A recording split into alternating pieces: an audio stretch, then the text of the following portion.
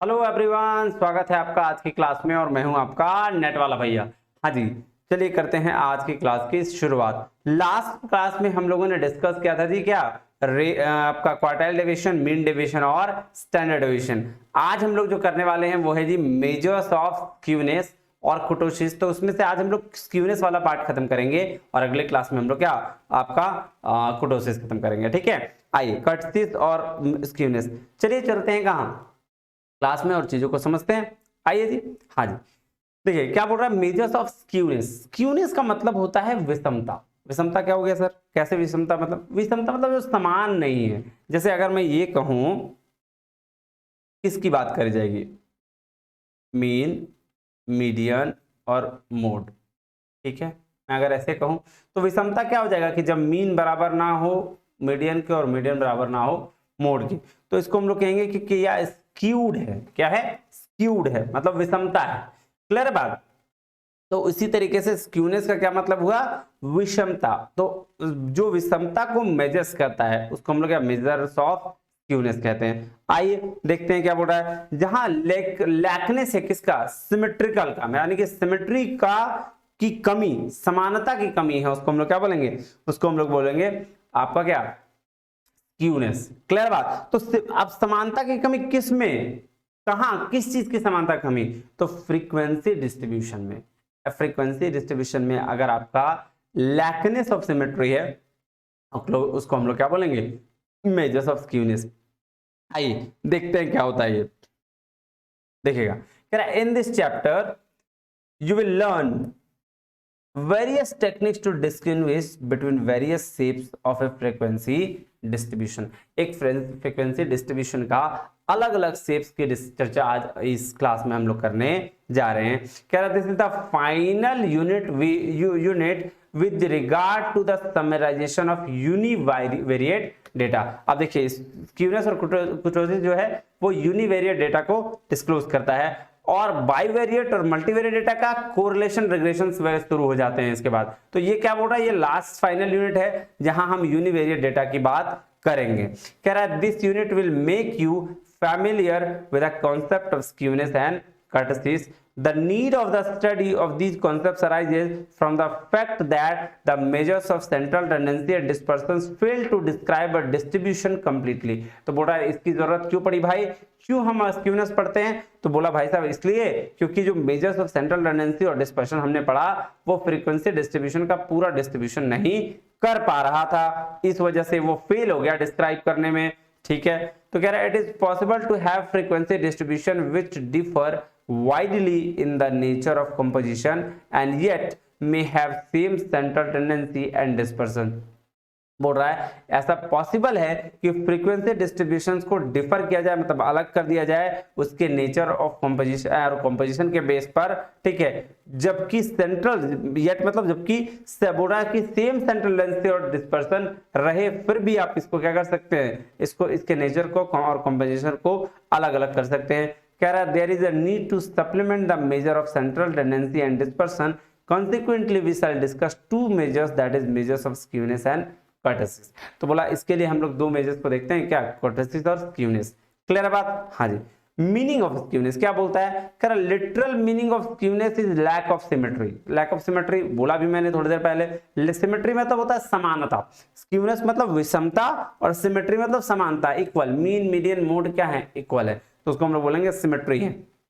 कह रहा है it measures the degree of the departure of a distribution from symmetry and reveals the direction of scatteredness of the items। क्या बोल रहा है कि क्या किसको मेजर करता है? डिग्री ऑफ डिपार्चर को, कि डिस्ट्रीब्यूशन का डिपार्चर कहां से हुआ था, कितने समानता से, और डायरेक्शन ऑफ स्कैटर्डनेस की कहां। ये देखो डायरेक्शन ऑफ स्कैटर्डनेस का मतलब ये कह रहा है कि यहां से अगर मान लो यहां से शुरू किया था तो वो कहां गया है, किस डायरेक्शन में गया है, उसकी बात कर रहा है। क्लियर है बात? स्कैटर्ड मतलब होता है फैलाव, ये फैलाव की बात करता है। ठीक है, हाँ जी सर।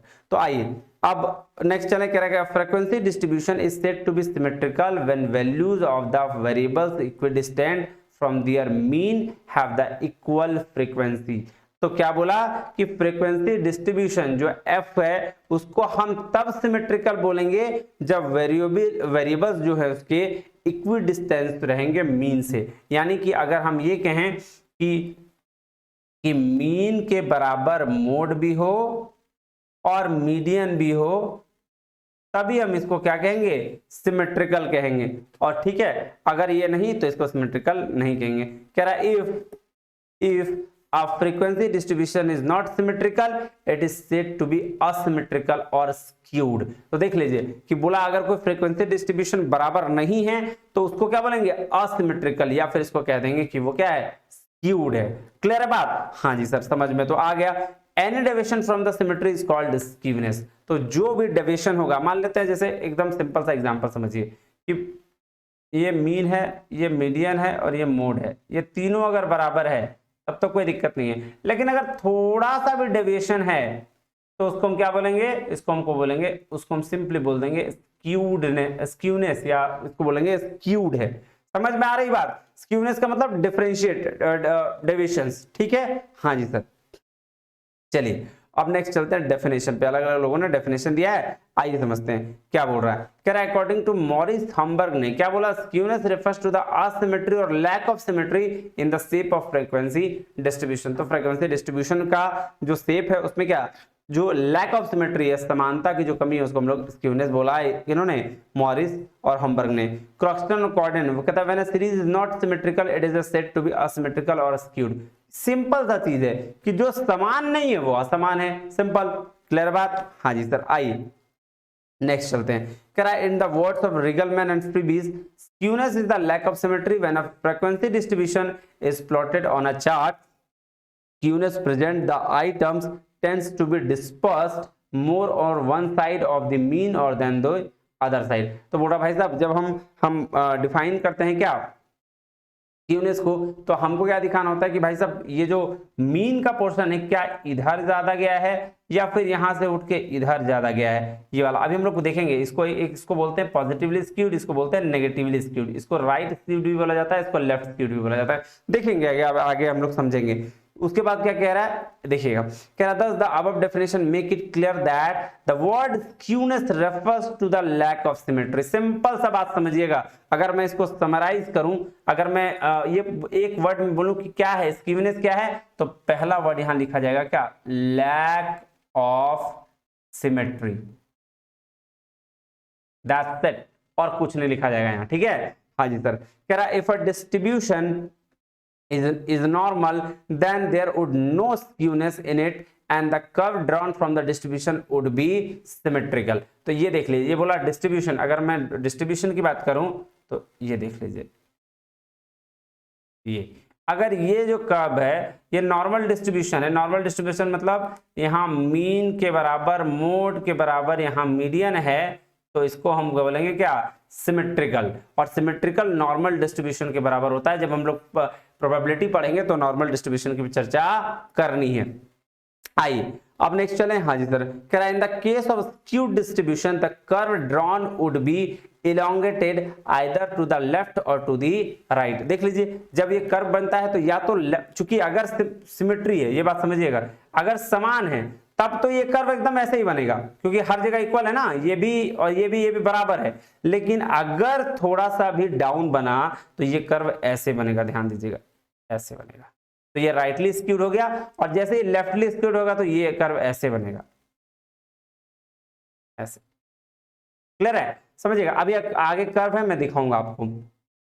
कह रहा है, क्या बोल रहा था, concept of skewness gains importance from the fact that statistical theory is often based upon the assumption of the normal distribution. तो क्या बोला, तो कॉन्सेप्ट ऑफ स्क्यूनेस गेन्स क्या किसको गेन करता है भाई, इंपॉर्टेंस किस फैक्ट के बारे में, कि भाई साहब जो स्टैटिस्टिकल थ्योरी जो कही है वो ये कही है बेस्ड किस पे बेस्ड है, नॉर्मल डिस्ट्रीब्यूशन पे बेस्ड है। नॉर्मल डिस्ट्रीब्यूशन क्या, कि अगर तीनों चीज बराबर, मीन मीडियन मोड का फ्रीक्वेंसी डिस्ट्रीब्यूशन बराबर, तो वो सिमेट्रिकल, और इसी की कमी होना स्क्यूनेस कहलाता है। क्लियर बात, समझ में आ गई? हाँ जी सर। तो क्या कह रहा है, measures of skewness is therefore necessary in order to guard against the consequence of the assumption. अब देखिए सिमेट्रिकल या असिमेट्रिकल या स्क्यूड डिस्ट्रीब्यूशन को आइए एक करके समझते हैं। क्लियर, ये देखिए आपको दिख रहा होगा। कह रहा था following three figures would give an idea about the shape of the symmetrical and asymmetrical curves. तो तीन आगे फिगर्स है, तीनों को एक एक करके हम समझेंगे। Symmetrical distribution presents the shape of the symmetrical curve which is bell shaped. देखिए ये बेल शेप्ड है, घंटी के टाइप का। ये देखिए ये घंटी की तरह है। कह रहा है हैविंग नो स्कीवनेस, बोल रहा है इसमें कोई स्कीवनेस नहीं। क्यों? क्योंकि तीनों बराबर है। ये देखिए थोड़ा सा इसको मैं बड़ा कर दूं, ये देखिए और थोड़ा सा ऊपर कर देता हूं, ये देखिएगा। अब ये देखिए मीन, मीडियन और मोड, ये तीनों बराबर है ना। हाँ जी, तो इसीलिए बोला the value of mean, median and mode for such curve would be identical.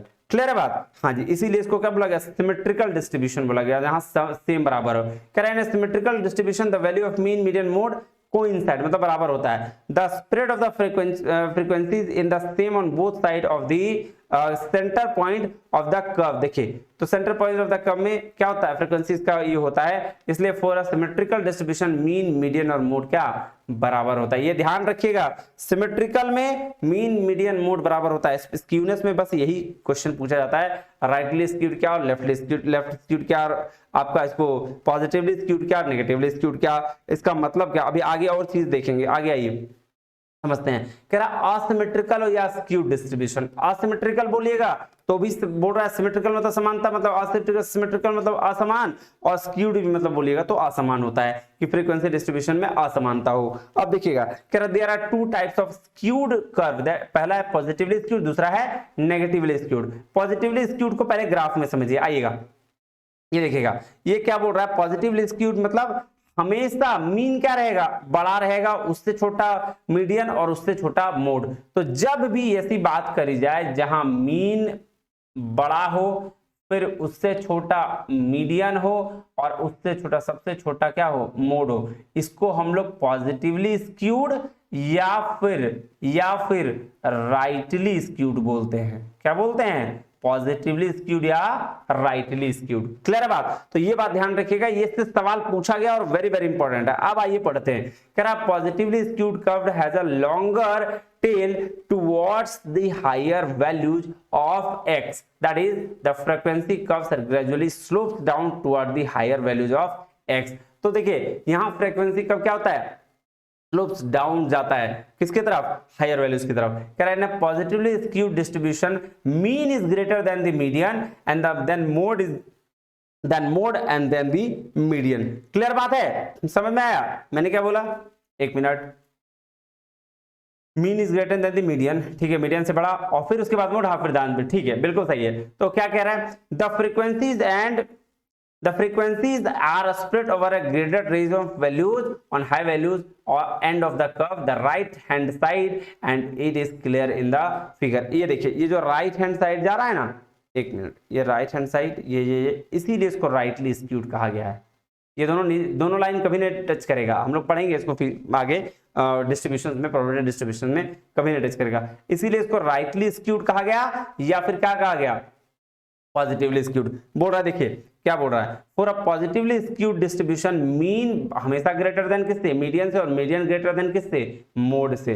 ये बात भाई साहब आंख कान नाक बंद करके अगर भी सुनना है तो सुन लो और इसको याद कर लेना, वेरी वेरी वेरी इंपॉर्टेंट। अब चलिए नेगेटिवली स्क्यूड को देखते हैं क्या बोलता है। कह रहा है negatively skewed curve has a longer tail towards the value of x and that is frequency curve gradually slopes down towards the lower values x। देखिए ये x वैल्यू तो x के हायर वैल्यू में यहां गया था, ये लोअर वैल्यू की तरफ जा रहा है। आइए देखिए नेक्स्ट ग्राफ आपको समझ में आएगा। ये देखिए ये x से लोअर वैल्यू की तरफ जा रहा है, तो इसीलिए इसको नेगेटिवली स्क्यूड डिस्ट्रीब्यूशन कहा गया या लेफ्ट स्क्यूड डिस्ट्रीब्यूशन कहा गया। क्लियर बात? हाँ जी। सो इन द बोल रहा है in the negatively skewed distribution the mode is the maximum and the mean is the list. वहां पे क्या था? जब पॉजिटिव था तो मेरा सबसे ज्यादा बड़ा क्या था? मीन था, ठीक है, और लेकिन यहां क्या हो जाएगा? मीन सबसे छोटा, उससे बड़ा मीडियन, और सबसे बड़ा क्या हो जाएगा? मोड। तो ये ध्यान रखिएगा, जहां ये कॉम्बिनेशन आपको दिखा इसको हम लोग बोलते हैं नेगेटिवली स्क्यूड। मैं इसको याद करने का एक तरीका बताऊं, बस एक ही चीज याद रख लो, मीन सबसे बड़ा है positively skewed, rightly skewed, mean सबसे छोटा है पॉजिटिवली स्क्यूड और सॉरी नेगेटिवली स्क्यूड और आपका लेफ्टली स्क्यूड। क्लियर है बात? हाँ जी। चलिए अब आगे चलते हैं। The median lies between the mean and mode. So the elongated tail, the negatively skewed distribution is on the left hand side as would be clear from the figure. ये देखिए लेफ्ट हैंड साइड में है आपके, ठीक है। For a negatively skewed distribution mean हमेशा छोटा रहेगा मीडियन से और मीडियन हमेशा छोटा रहेगा किससे, मोड। तो यहाँ सबसे बड़ा क्या, मोड। अब देखिए ये तीनों फिगर को मैं एक साथ लेके आ गया हूं, इसको ध्यान से समझिएगा। एकदम फिगर दिख रहा है, हाँ अभी तक तो दिख रहा है, कोई दिक्कत नहीं। अब ध्यान से समझिएगा इसको। ये देखिए जब आपका मीन, मीडियन और मोड बराबर होगा तो ये हो गया नॉर्मल डिस्ट्रीब्यूशन, ठीक है। जब आपका मीन बड़ा हो मीडियन उससे, मीडियन से, और मीडियन बड़ा हो किससे, मोड से, तो इसको बोलते हैं पॉजिटिवली स्क्यूड। और फिर यहां से आ जाइए, जब मीन क्या हो, सबसे छोटा हो, उससे बड़ा मीडियन हो और सबसे बड़ा मोड आ जाए, इसको हम लोग बोलते हैं नेगेटिवली स्क्यूड। क्लियर है बात, समझ में आ गई बात? हाँ जी सर। इसीलिए इसको लेफ्ट हैंड, देखिए ये अपने हाथ के बाईं ओर है ना, इसलिए इसको लेफ्ट स्क्यूड भी बोलते हैं, और इसको राइट हैंडेड साइड है इसलिए इसको राइटली स्क्यूड भी कहा गया। क्लियर बात, समझ में आई? आई थिंक आपको समझ में आ गया होगा। नेक्स्ट चलिए अब चलते हैं मेजर्स ऑफ स्क्यूनेस। क्या कौन कौन से मेजर्स है स्क्यूनेस के, ये देखिएगा क्या बोल रहा है। कह रहा measures of skewness are meant, एक मिनट इसको थोड़ा छोटा कर दूं, हाँ अब क्लियर है। हाँ जी, measures of skewness are meant to give an idea the extent of asymmetry in a series. A distribution is said to be skewed if, बोल रहा है एक डिस्ट्रीब्यूशन को हम तब स्क्यूड कहेंगे कब, the frequency curve is distribution is not symmetrical bell shaped curve but stretched more to one side than the other. तो बोल रहा भाई साहब इसको तब हम स्क्यूनेस कहेंगे जब एक मिनट इसको ध्यान से देखिएगा, मैं समझा रहा हूं। इसको तब फ्रीक्वेंसी डिस्ट्रीब्यूशन जब दोनों अपना एक राइट साइड हो जाए या लेफ्ट हैंड साइड हो जाए, तब हम इसको क्या बोलेंगे, तब हम इसको स्क्यूड बोलेंगे। अगर ये चीज बराबर रह जाए, अगर ये बराबर रह जाए तो हम इसको नॉर्मल डिस्ट्रीब्यूशन बोलेंगे, पॉजिटिवली या नेगेटिवली स्क्यूड नहीं बोलेंगे। दूसरा क्या बोल रहा है, बोल रहा है the values of the mean, median and mode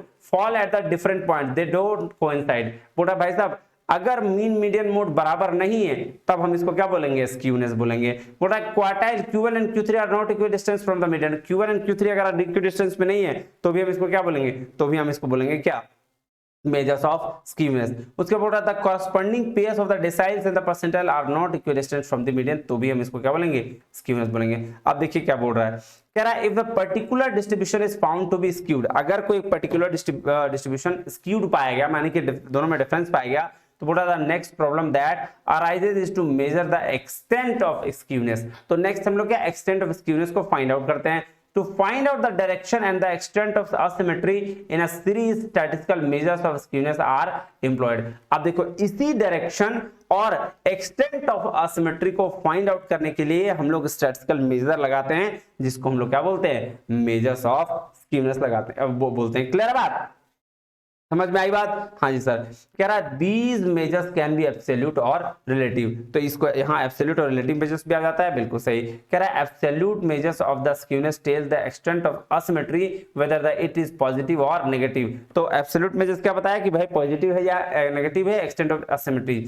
so the absolute skewness is based on the difference between the mean and mode symbolically होना चाहिए, सिंबॉलिकली नहीं, सिंबॉलिकली एब्सोल्यूट स्क्यूनेस मतलब मीन माइनस मोड, ये सिंपल है absolute skewness की बात। पूरा skewness will be positive if the value of mean is greater than the mode and the skewness will B negative the value of mean is less than mode. तो ये बात simple हमेशा याद रखिएगा कि आपका पॉजिटिव कब होगा, जब मीन बड़ा होगा, चाहे वो मोड से हो या मीडियन से हो। क्लियर, मीन हमेशा बड़ा होगा तो पॉजिटिव, मीन छोटा होगा तो नेगेटिव, ये याद रखिएगा हमेशा, यही इसी से आपका आंसर बन जाएगा, कभी गलत नहीं होगा। चलिए नेक्स्ट चलें।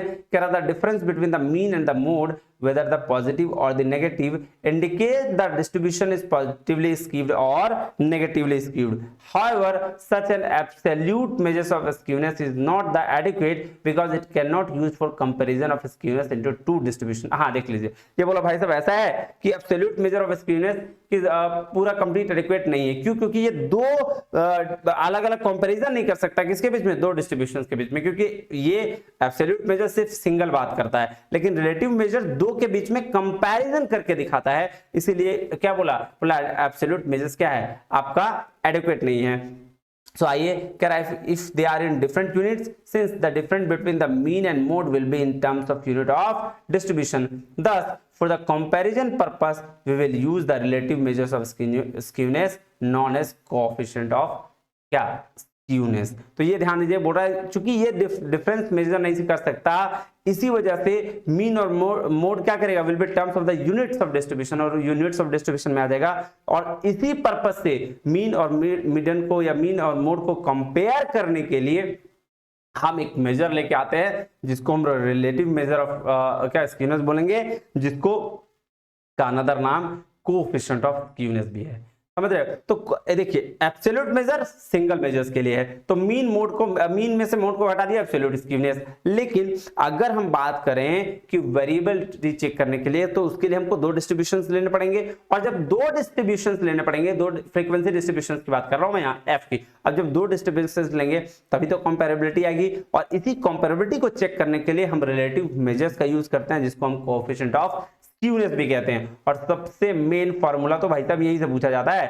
अब देखिए मेथड क्या है स्क्यूनेस को मेजर करने के लिए, तो तीन मेथड है, एक है कार्ल पियर्सन मेथड, ठीक है, दूसरा है बोले, और तीसरा है केलीज का मेथड। मैं आपको क्वेश्चन सॉल्व करके नहीं बताने जा रहा क्योंकि उसको सॉल्व करना आता भी नहीं है, आपको फार्मूला पूछेगा वो मैं बता रहा हूं। कह रहा था first coefficient of skewness is defined by Karl Pearson, formula क्या, coefficient of skewness is equal to mean minus mode divided by standard deviation, ये हो गया आपका फार्मूला। कह रहा है this measure is based on the fact that the mean and mode are drawn widely apart, skewness will be positive the mean is more than the mode and negative if the mean is, ये simple सा बात, वही बोल रहा है कि mean अगर बड़ा हो मोड से तो पॉजिटिव, और मीन अगर छोटा हो मोड से तो नेगेटिव। कह रहा there is no limit to this measure in this theory, this is a slight drawback, but in the practice the value given by this formula is rarely very high and its value usually lies between -1 से +1। तो Karl Pearson का formula के हिसाब से इसकी जो value लाई करेगी वो -1 से +1 के बीच में लाई करेगी, ठीक है। देखिए इसको एक और तरीके से लिखा जा सकता है कि 3 mean minus median divided by standard deviation, ठीक है। तो ये मोड के बेसिस पर, ये मीडियन के बेसिस पर है, क्लियर है। हाँ जी सर। कह रहा this coefficient is a pure number of without unit since both numerator and denominator have the same dimension, the value of coefficient lies between -3 से +3। तो जब ये -3 ये मीडियन से निकालेगा -3 +3, और जब मोड से निकालोगे -1 से +1 के बीच में आएगा। चलिए नेक्स्ट चले। हाँ जी सर, बोल रहा है बॉलेज कोएफिशिएंट ऑफ स्क्यूनेस, तो इसको बॉलेज कोएफिशिएंट ऑफ स्क्यूनेस का फॉर्मूला क्या सर, ये क्वार्टाइल बेस्ड होता है बेसिकली। तो Q3 minus median minus Q1 divided by Q3 minus median plus median minus Q1। तो इसको एक तो ये तरीका हो गया आपका लिखने का, इसको इस तरह से भी लिखा गया Q3 plus Q1 minus 2 median divide by Q3 minus Q1, इसको भी इस तरह से भी बना सकते हैं। अब आइए नेक्स्ट क्या बोलता है देखिएगा। कह रहा this is also known as the coefficient of skewness based on the quartile, specially useful in the situations where quartile and median are used. तो जहां वैसा सिचुएशन जहां क्वार्टाइल और मीडियन का यूज्ड है, वहां पे आप इसको यूज कर सकते हैं इस तरह के क्या स्क्यूनेस को। कह रहा when the mode is ill defined and extreme observation are present in the data. कह रहा when the distribution has open end end class or unequal class intervals, this coefficient is a pure number without unit since both numerator and denominator have the same dimensions, the value of coefficient lies between -1 से +1। तो -1 से +1 के बीच में इसकी भी value लाई करेगी, simple सा। उसके बाद है कैलीज का कोएफिशिएंट ऑफ स्क्यूनेस। देखिएगा इसको ध्यान से समझिएगा क्या बोल रहा है। बोल रहा the drawback of Bowley's coefficient of skewness is that it ignores the 50% of the data which can be partially removed by taking two deciles, percentiles or equidistance from the median. The refinement was suggested by Kelly। तो देखिए जो इससे पहले वाला method था बॉले का method, उन्होंने क्या किया था, क्योंकि कुछ चीजों को इग्नोर कर दिया था क्योंकि वो इक्विडिस्टेंस में 50% वैल्यू को ले रहे थे। अब इस बेसिस पर कैलीज ने इसको रिवाइज किया, और कैलीज रिवाइज करके फिर एक नया फॉर्मूला लेके आया कोएफिशिएंट ऑफ स्क्यूनेस का, जिसमें उन्होंने परसेंटाइल और डेसाइल को भी मेजर किया। क्लियर है बात? हाँ जी सर। अब इसके मोमेंट्स हैं सर, मोमेंट्स क्या हो गया सर, मेजर्स ऑफ स्क्यूनेस, जहां इसका फॉर्मूला होता है क्या, B1 के तो डिनोट करते हैं, इसका फॉर्मूला होता है थर्ड सेंट्रल मोमेंट का square divide by second central moment का स्क्वायर। इंटरप्रिटेशन कैसे है, तो इफ बोल रहा है under root B1 equal to 0 there is no skewness, मतलब डिस्ट्रीब्यूशन सिमेट्रिक है। इसी चीज को समझिए, अब ध्यान से समझिए। ये बोल रहा है, ये वाला वैल्यू था ना, ये वाला दिख रहा है आपको, हाँ। तो ये अगर इसका वैल्यू 0 बोल रहा है तो कहां को स्क्यूनेस है, वैल्यू 0 मतलब B1 0 under root B1 0 zero मतलब जहां सब इक्वल है, बराबर है, कोई कहीं कुछ नहीं है, तो इसका क्या हो जाएगा, इसको बोलेंगे सिमेट्रिक, सब बराबर बराबर समानता वाला। लेकिन अगर b बड़ा हो गया, अंडर रूट b बड़ा हो गया 0 से, तो इसको बोलेंगे क्या, पॉजिटिव स्क्यूनेस। और अगर b छोटा हो गया तो इसको बोलेंगे नेगेटिव स्क्यूनेस। क्लियर है? और b किसको डिनोट करता है, बीटा, और बीटा किसको डिनोट करता है, स्क्यूनेस को। क्लियर है बात, समझ में आ गई बात? हाँ, तो वो सेम चीज है, इसमें कुछ ज्यादा टेंशन लेने वाली कोई बात नहीं। तो आइए अब मैं इसको, इस चैप्टर को समराइज करूं, समअप कर दूं। हाँ जी सर, तो देखिए एक एक करके मैं थोड़ा थोड़ा करके इसका पॉइंट लिख देता हूं, इससे बाहर चैप्टर में मुझे नहीं लगता है कुछ पूछा जाएगा। आइएगा, देखिए सबसे पहले अगर मैं बात करूं स्क्यूनेस क्या, तो इसको बोलेंगे lack of symmetry, lack of symmetry. ठीक है, दूसरा लैक ऑफ सिमेट्री मतलब असिमेट्रिकल, असिमेट्रिकल मतलब बराबर नहीं है, बराबर क्या नहीं है, मीन, मीडियन और मोड ये जो है बराबर नहीं है, तो इसी को क्या बोलेंगे, स्क्यूड। क्लियर है? ठीक है, अब नेक्स्ट देखते हैं। अगर बात करें कि सिमेट्रिकल का मतलब क्या हुआ, तो तीनों बराबर है, मीन, मीडियन और मोड बराबर है, इसको बोलेंगे सिमेट्रिकल,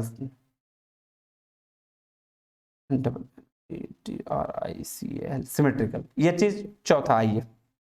अब हमको देखना है कि कौन सा स्क्यू डिस्ट्रीब्यूशन है, तो हम ये देखेंगे, मीन अगर बड़ा है मीडियन से और मीडियन बड़ा है मोड से, तो हम इसको बोलेंगे पॉजिटिवली स्क्यूड या राइटली स्क्यूड। क्लियर है बात? हाँ जी, उसके बाद पांचवा पॉइंट फिर क्या बोला, ये सेम अपोजिट कर दीजिए, मीन अगर छोटा है मीडियन से और मीडियन से छोटा है मोड से, तो इसको हम लोग बोलेंगे नेगेटिवली स्क्यूड, या फिर इसको बोलेंगे लेफ्ट स्क्यूड। ठीक है, समझ में आई बात? इसी से क्वेश्चन पूछा जाता है, इससे ज्यादा नहीं पूछा जाएगा।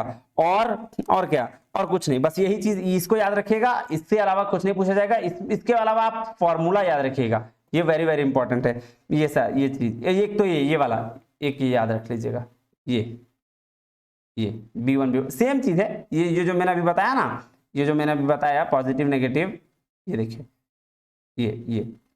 ये वाला और ये वाला सेम चीज है इसमें, बस इसको B1 वैल्यू β1 से डिनोट कर दिया है। ठीक है, अब इसका फॉर्मूला याद रखिएगा सारे का, किसका, कोएफिशिएंट ऑफ स्क्यूनेस में 3 मेथड है ना आपके, कैलकुलेशन के, फिर बॉलेस के और कैलीज के, इसको याद रख लीजिएगा, बस आपका काम हो जाएगा। चलिए जी, मिलते हैं अब अगली क्लास में। तो अगर एक चीज देखिए, मिलेंगे तो है ही, लेकिन मैं आपको बता रहा हूँ कि अगर आपको इतना मेहनत करने के बाद अगर लेक्चर्स थोड़ा सा भी पसंद आया तो जरूर कमेंट करिएगा, लाइक बटन भी दबा दीजिएगा, है ना, ताकि मुझे अप्रिसिएशन मिल सके। यार इतनी मेहनत आप लोगों के लिए कर रहा हूँ, तो थोड़ी सी अप्रिसिएशन तो बनती है। ठीक है, चलिए तब तक के लिए बहुत बहुत धन्यवाद, थैंक यू वेरी मच, जय हिंद।